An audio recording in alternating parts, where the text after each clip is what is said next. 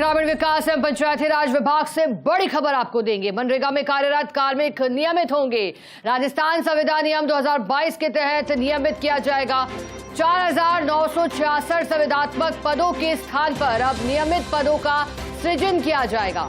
नियमितीकरण को लेकर जारी हुई है प्रशासनिक स्वीकृति। मनरेगा कार्मिक संघ ने आभार भी प्रकट कर दिया है।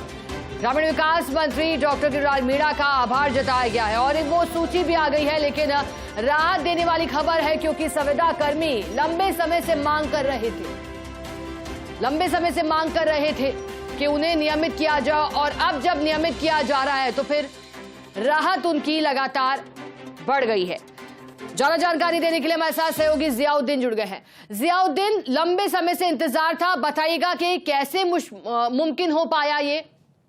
देखिएगा कि जो मनरेगा के अंदर जो कार्मिक संविदा पे लगे हुए थे उनको नियमित करने के लिए पिछली सरकार की ओर से प्रस्ताव मांगा गया था।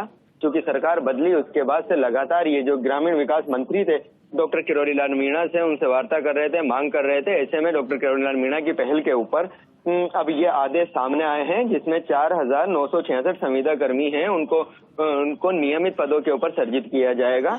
और ऐसे के अंदर जो मनरेगा में जितने भी संविदा कर्मी लगे हुए हैं उनमें काफी खुशी है।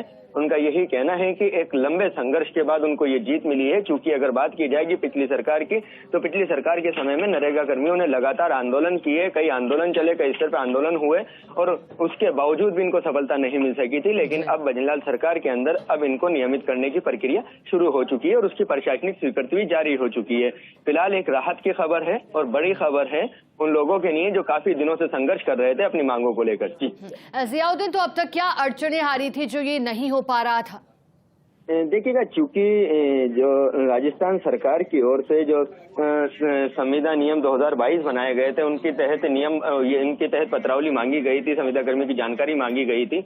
और चूंकि इसी दौरान के अंदर आचार संहिता लग गई, सरकार बदल गई, तो ये पूरी प्रक्रिया रुक गई थी। और जितने भी संविदा कर्मी थे उनके अंदर यही संशय था कि क्या पता सरकार नियमित करेगी या नहीं करेगी। लेकिन फिर से जो ग्रामीण विकास का जो जिम्मा था डॉक्टर किरोड़ीलाल मीणा के पास आया और डॉक्टर किरोड़ीलाल मीणा लगातार बेरोजगारों के लिए संविदा कर्मियों के हक के अंदर आवाज उठाते रहे और नतीजा ये रहा कि अब विभाग की ओर से प्रशासनिक जो स्वीकृति थी वो जारी हुई है और उसके बाद ये नियमितीकरण का रास्ता साफ हो पाया है। जी शिखा। जियाउद्दीन, क्योंकि स्वीकृति तो जारी हुई है लेकिन अब आगे क्या प्रक्रिया रहेगी, कब तक हो पाएगा ये कार्य पूरा?